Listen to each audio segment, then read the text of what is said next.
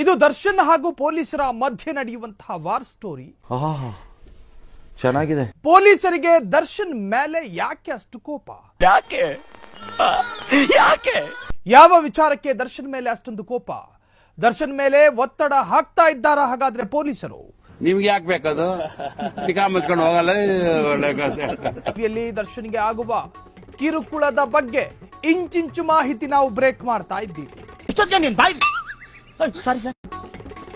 ನಟ ದರ್ಶನ್ ಅಭಿಮಾನಿಗಳು ಎಲ್ಲರೂ ಕೂಡ ಗಮನಿಸಬೇಕಾದಂತಹ ಸ್ಟೋರಿ. ಎಲ್ಲೋ ಒಂದು ಕಡೆ ದರ್ಶನ್ಗೆ ಅನ್ಯಾಯ ಆಗ್ತಾ ಇದೆಯಾ?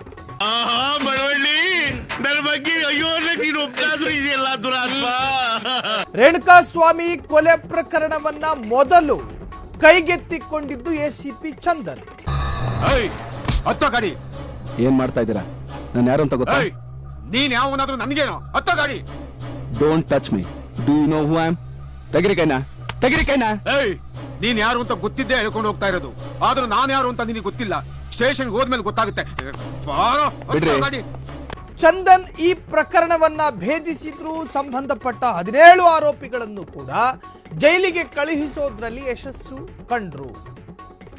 ಅದಾದ ನಂತರ ರೇಣುಕಾಸ್ವಾಮಿ ಮಧ್ಯಂತರ ಜಾಮೀನಿನ ಮೇಲೆ ಹೊರಬಂದ ನಂತರವೂ ಕೂಡ ದರ್ಶನ್ ಜೊತೆ ವೆಪನ್ ಇದೆ, ದರ್ಶನ್ ಜೊತೆ ಬಂದೂಕು ಇದೆ.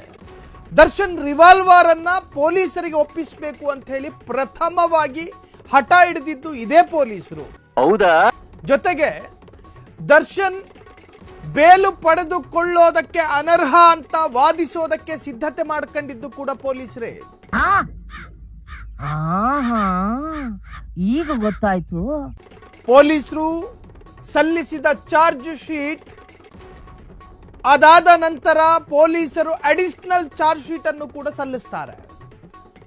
ದರ್ಶನ್ ಪ್ರಕರಣದ ಆರಂಭದ ದಿನದಿಂದ ಹಿಡಿದು ಕೊನೆಯವರೆಗೂ ಕೂಡ ಪ್ರಕರಣದ ಎಲ್ಲಾ ಮಾಹಿತಿಗಳನ್ನು ಕೂಡ ಚಾರ್ಜ್ ಶೀಟ್ ನಲ್ಲಿ ಉಲ್ಲೇಖ ಮಾಡಲಾಗುತ್ತೆ.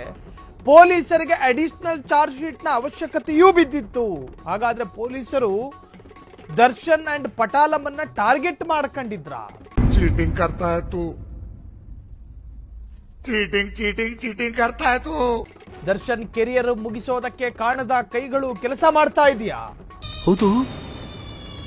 ಈ ದಾಸ ಕಟ್ಟಿರೋ ಭದ್ರವಾದ ಕೋಟೆಗೆ ಒಂದು ಪೊಲೀಸ್ ನ ವಾಸನೆ ಉಡ್ಕೊಂಡು ಬಂದು ನುಗ್ಗೋ ಲೆವೆಲ್ ಒಂದ್ ಎಕಡ ಬಿಲಾಕ್ ಕೊಡ್ತಿದೆ ಅಂತಂದ್ರೆ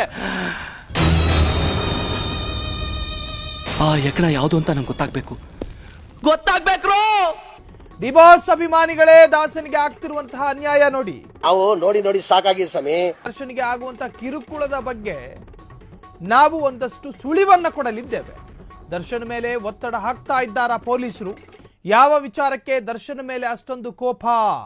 ನನ್ ಮೇಲೆ ನಿನ್ಗೆ ಯಾಕಿಷ್ಟು ದ್ವೇಷ? ನಾನು ಏನ್ ತಪ್ಪು ಮಾಡಿದ್ದೀನಿ? ಪೊಲೀಸರ ವಿರುದ್ಧ ಗಂಭೀರ ಆರೋಪ ಮಾಡಿದ ಡಿಬಾಸ್ನ ವಕೀಲರು.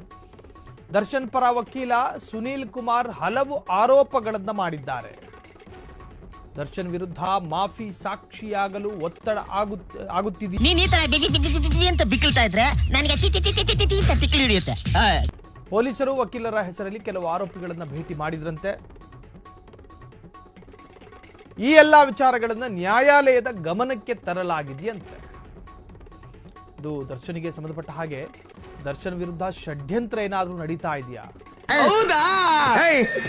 ಹೋಗಿ ಬಂದು ಮೂಗಿ ನಡ್ಕೊಂಡಂಗೆ ಹೇಳ್ತಿಲ್ಲ ನೀನು. ಪೊಲೀಸರನ್ನ ಮುಂದಿಟ್ಟುಕೊಂಡು ಕಾಣದ ಕೈಗಳೇನಾದ್ರೂ ಷಡ್ಯಂತ್ರಗಳನ್ನ ಮಾಡ್ತಾ ಇದ್ದಾರಾ? ಈ ಪ್ರಕರಣವನ್ನ ಮತ್ತೆ ಮುನ್ನೆಲೆಗೆ ತರುವಂತಹ ಪ್ರಯತ್ನಗಳು ತೆರೆಯ ಹಿಂದೆ ನಡೀತಾ ಇದೆ ಎನ್ನುವಂತಹ ರೀತಿಯಲ್ಲಿ ದರ್ಶನ್ ಪರ ವಕೀಲರ ವಾದವಿತ್ತು. ಯಾವನಪ್ಪ ನಿನ್ಗೆ ಹೇಳಿದವನು? ಇಂಥ ದಡ್ರ ಮುಂದೆ ನಾನು ಈ ವಿಷಯ ಹೇಳಲೇಬಾರ್ದಿತ್ತು.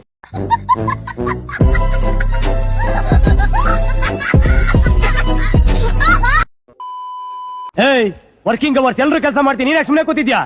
ಕೆಲಸ ಮಾಡಕ್ ಏನಿಲ್ಲ, ಅದಕ್ಕೆ ಸುಮ್ಮನೆ ಕೂತಿದ್ದೇನೆ. ಕೆಲಸ ಇಲ್ವಾ? 90 crores minus 1 God is great.